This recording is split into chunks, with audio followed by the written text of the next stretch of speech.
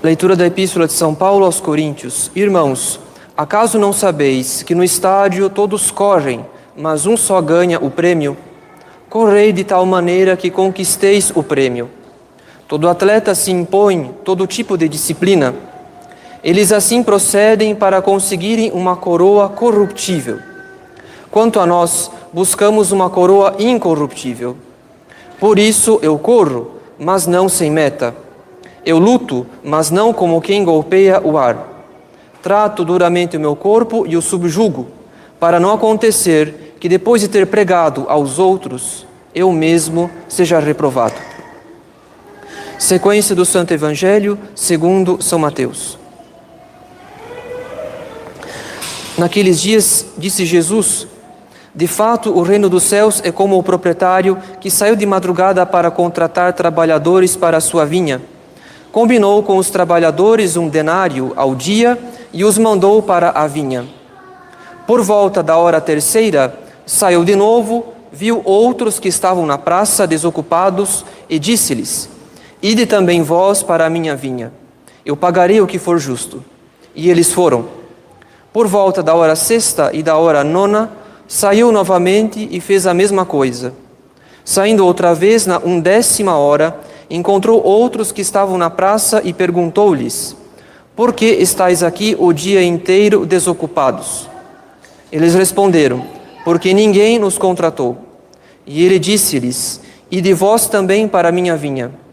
Ao anoitecer, o dono da vinha disse ao administrador: chama os trabalhadores e faze o pagamento, começando pelos últimos até os primeiros. Vieram os que tinham sido contratados na 10ª hora, cada qual recebendo 1 denário. Em seguida vieram os que foram contratados primeiro, pensando que receberiam mais. Eles também receberam cada qual 1 denário. Ao receberem o pagamento, começaram a murmurar contra o proprietário. Esses últimos trabalharam 1 hora só, e tu os igualaste a nós, que suportamos o peso do dia e o calor intenso. Então ele respondeu a um deles: companheiro, não estou sendo injusto contigo. Não combinamos 1 denário? Toma o que é teu e vai. Eu quero dar a este último o mesmo que dei a ti. Acaso não tenho o direito de fazer o que quero com aquilo que me pertence? Ou me olhas mal porque eu estou sendo bom? Assim, os últimos serão os primeiros e os primeiros últimos. Porque muitos são chamados, porém poucos escolhidos. Ave Maria, cheia de graça, o Senhor é convosco. Bendita sois vós entre as mulheres, e bendito é o fruto do vosso ventre, Jesus.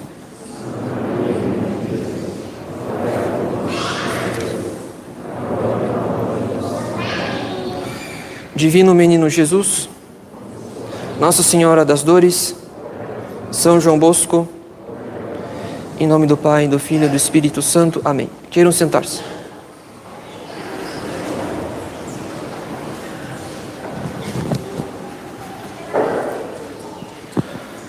Caros fiéis, que palavras misteriosas são essas que ouvimos no introito da missa?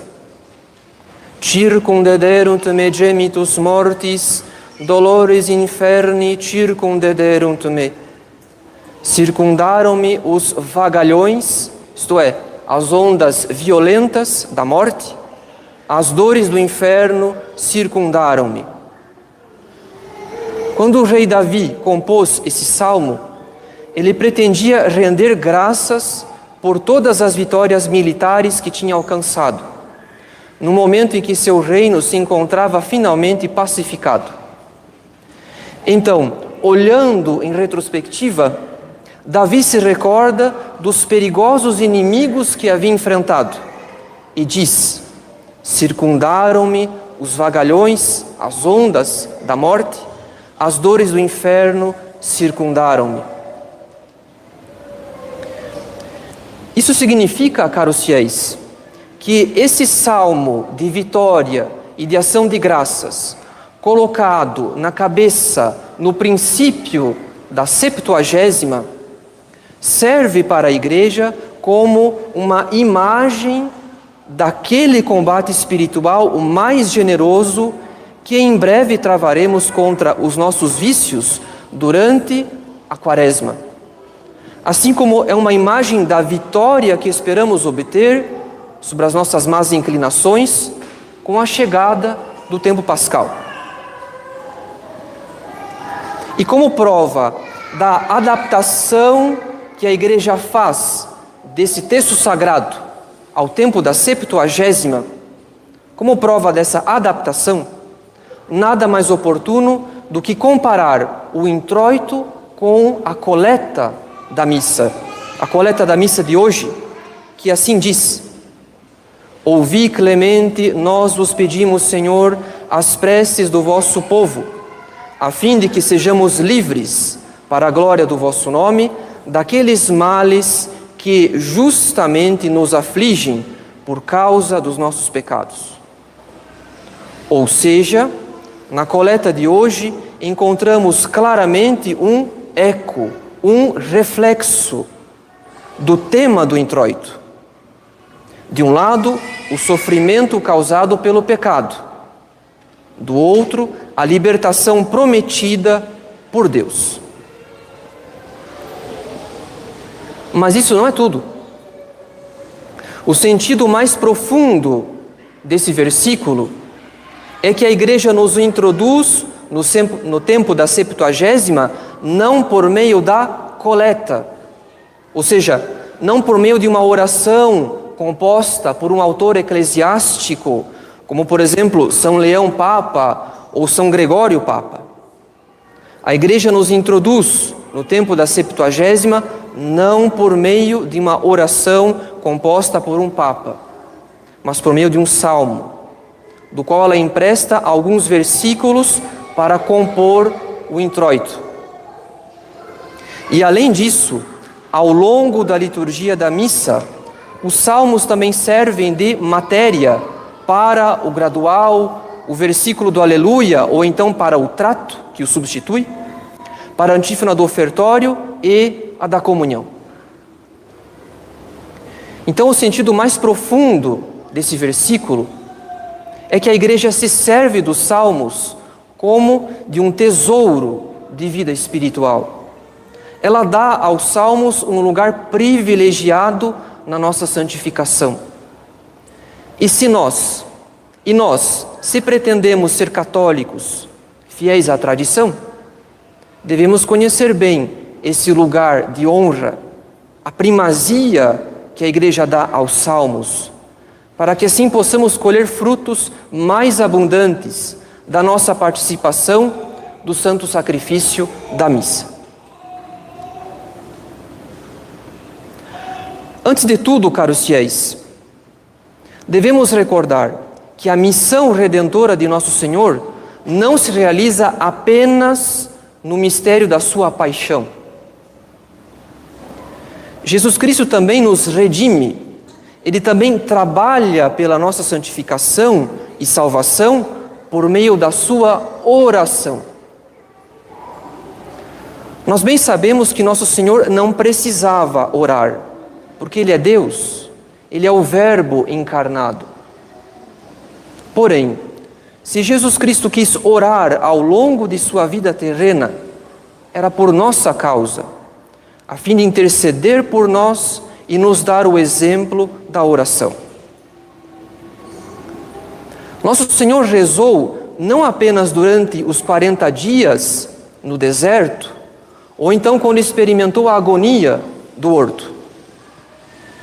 Jesus Cristo rezou ao longo de toda a sua vida terrena.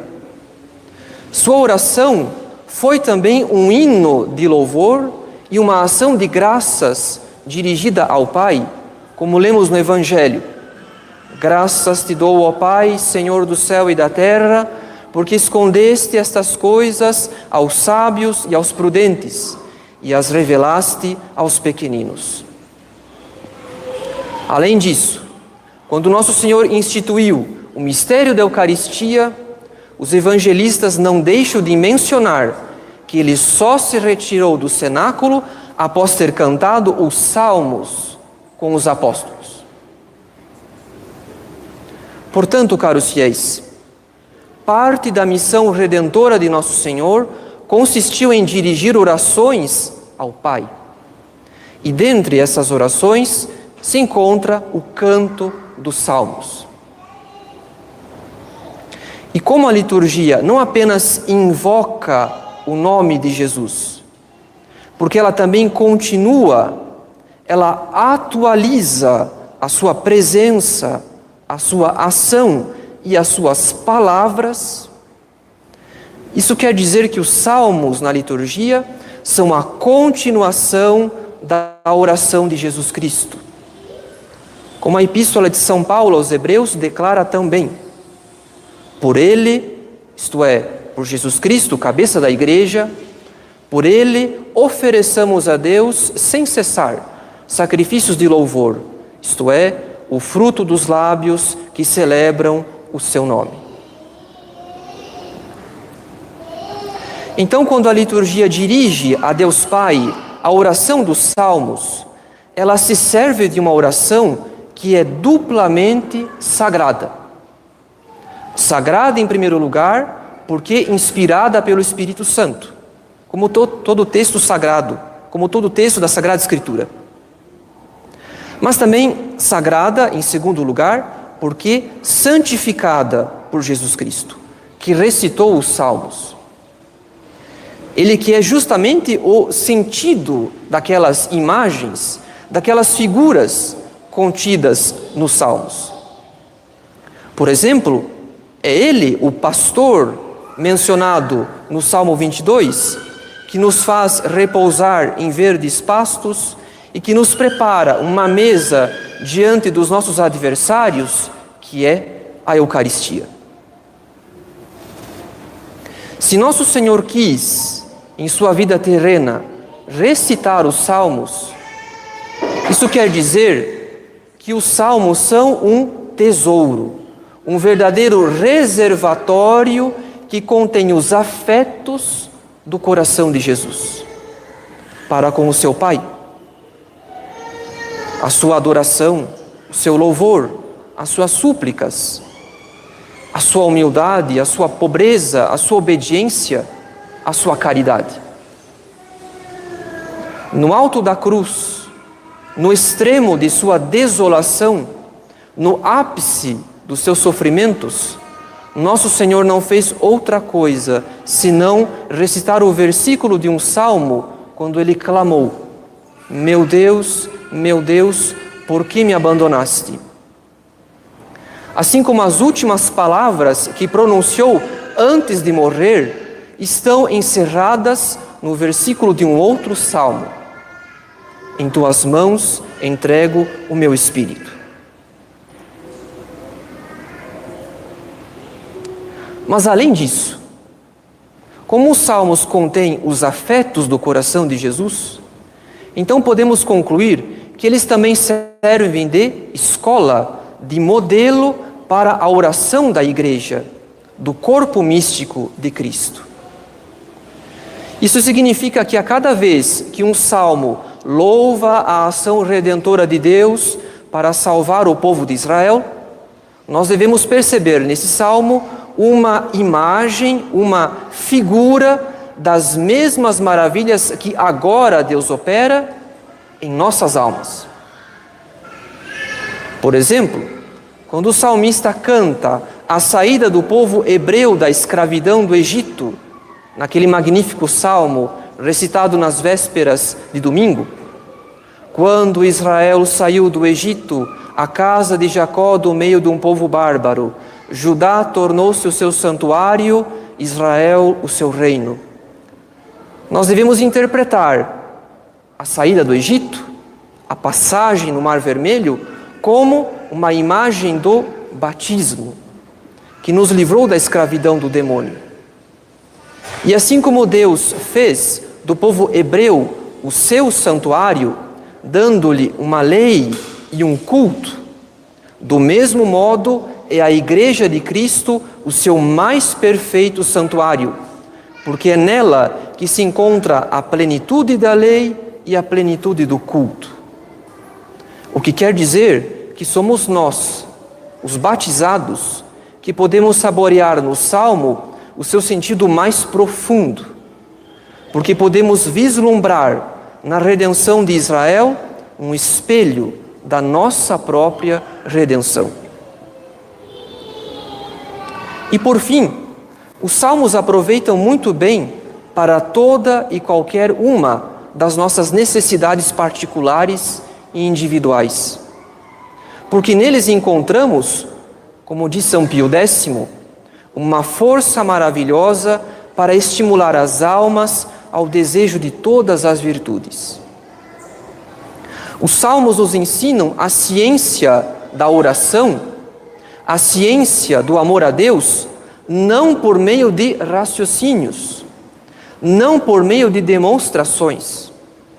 Muito pelo contrário, toda a eficácia dos Salmos vem das atitudes de alma sugeridas pelo salmista, porque eles nos movem a todo instante à mais perfeita sinceridade para com Deus. E qual a consequência disso? Para uma alma que recita os Salmos com atenção e devoção, é simplesmente impossível permanecer indiferente diante da prece do salmista, porque nós somos transportados pelos seus afetos. Nós somos transportados pela sinceridade com que o salmista expõe a sua contrição, a sua confiança, ou então a sua ação de graças. Portanto, caros fiéis, os Salmos são modelos de oração extremamente comoventes. E nesse sentido, quanto mais nós entramos nos afetos do salmista, mais o seu estado de alma cura, corrige, purifica e eleva o nosso estado de alma. Seja qual for a situação, a circunstância em que nos encontrarmos. Para que se tenha um exemplo disso, o Salmo 108 é um dos salmos imprecatórios. Ou seja, é um salmo que contém um desejo de vingança e de maldição contra um inimigo. Nesse salmo, o rei Davi pede a Deus que seu inimigo seja condenado, que seus dias sejam abreviados, que seus filhos fiquem órfãos, que ninguém se compadeça dele e nem de seus filhos, que a sua posteridade seja exterminada e que seu nome seja esquecido, assim como os pecados de seus pais não sejam perdoados. Todavia, como pode o autor sagrado desejar a desgraça, a morte e mesmo a condenação do seu inimigo sem cair em pecado, sem pecar contra a justiça e a caridade? Pois o motivo se encontra no versículo seguinte a essas maldições, quando o salmista diz: porque ele não pensou em usar de misericórdia, mas perseguiu o homem miserável e mendigo, o homem aflito do coração, para lhe dar a morte. Em outras palavras, caros fiéis, todo o mal, todo o desejo de vingança, toda a maldição que o salmista deseja contra o seu inimigo tem por causa a falta de misericórdia e a perseguição que esse inimigo empreendeu contra o homem miserável e aflito. O que quer dizer que se o próprio salmista não usar de misericórdia para com o seu inimigo, todas as suas maldições se voltarão contra si mesmo. Tudo o que ele deseja ao próximo se reverterá para si mesmo.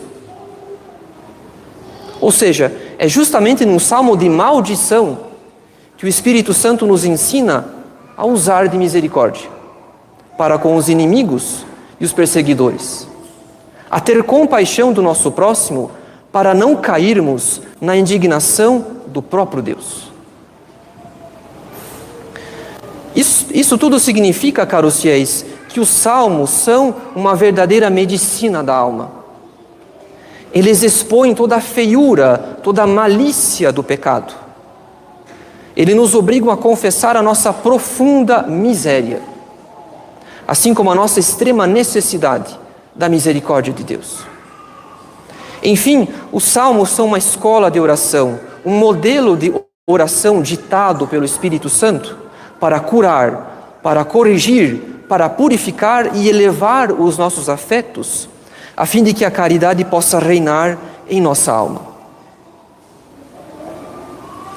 Dito isso, caros fiéis, agora podemos perceber com clareza a grande sabedoria da Igreja ao empregar os salmos na liturgia. Primeiramente, porque os salmos contêm os afetos do coração de Jesus para com o seu Pai.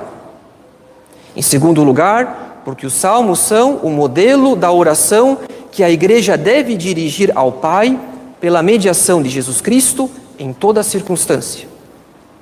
E por último, porque os salmos contêm um tesouro de afetos inspirados pelo Espírito Santo, que curam, que corrigem, que purificam e elevam os nossos afetos, na medida em que os salmos comovem a nossa alma a ponto de remover a dureza do nosso coração, graças à extrema sinceridade com que o salmista expõe os seus estados de alma. Mas ainda nos resta saber como poderemos daqui por diante fazer bom uso dos salmos, ou melhor, como podemos tirar mais fruto do uso que a Igreja faz dos salmos na liturgia. Antes de tudo, caros fiéis, nós devemos admitir que a nossa participação da missa será tão mais frutífera quanto menor for a nossa ignorância a respeito da liturgia. Ainda que a Igreja não condene de modo algum a oração do terço do Rosário durante a Santa Missa, ainda que possamos nos servir dessa devoção para participarmos com fruto da Santa Missa, todavia, não podemos ignorar que a liturgia é a nossa escola de oração, ou seja, o melhor método de participação do Santo Sacrifício Eucarístico é a própria Igreja que nos dá através dos seus ritos e das suas orações. O que significa na prática que para a missa de domingo e dos dias santos é mais conveniente acompanhar atentamente as antífonas, as leituras e as orações próprias da liturgia. Porque quanto maior a festa, maior a riqueza contida nos textos sagrados. Por esse motivo, todo católico deveria se instruir melhor sobre a liturgia, por exemplo, através do missal cotidiano dos fiéis, que costuma dar explicações para cada tempo litúrgico e para cada missa de domingo. Pois seria uma enorme perda passar ano após ano litúrgico sem conhecer, sem ter lido essas explicações tão preciosas, que tanto podem nos ajudar a participar com maior fruto da liturgia.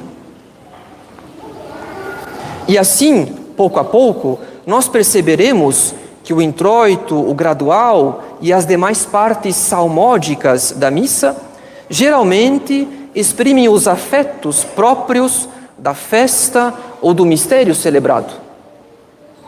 O que significa que encontraremos neles um tema precioso para a nossa meditação. Por outro lado, é verdade que os salmos contêm muitas imagens, muitos símbolos de difícil compreensão.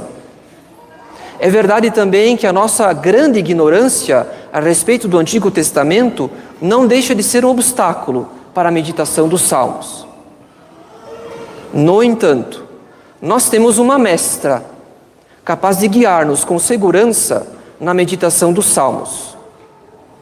E essa mestra é Santa Teresinha.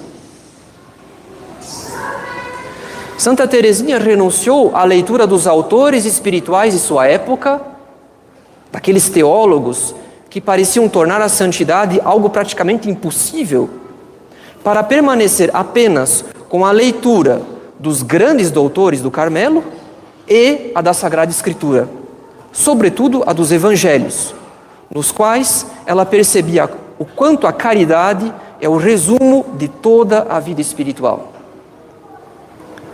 Ou seja, para um católico que leu atentamente a obra do padre Louis Liagre, que foi diretor espiritual de Dom Lefebvre no seu tempo de seminarista. Enfim, para um católico que leu o Retiro com Santa Teresinha do padre Liagre, é impossível não notar depois o quanto os salmos repetem frequentemente os temas principais da espiritualidade de Santa Teresinha. Ou melhor, é Santa Teresinha que, tendo compreendido também os salmos, por isso mesmo não se cansa de ensinar a respeito da humildade, da confiança, da misericórdia e da ação de graças. Portanto, caros fiéis, por mais que os salmos contenham símbolos de difícil compreensão, nós temos em Santa Teresinha uma mestra cuja doutrina espiritual traduz tão perfeitamente o sentido dos salmos, que essa doutrina é a nossa melhor introdução à meditação das partes próprias da Santa Missa. E quando os textos da liturgia da missa se tornarem as delícias da nossa vida interior, da nossa meditação, nós seremos então, finalmente, católicos tradicionais, não apenas de nome, mas no pleno sentido do termo. Em nome do Pai, e do Filho, e do Espírito Santo. Amém.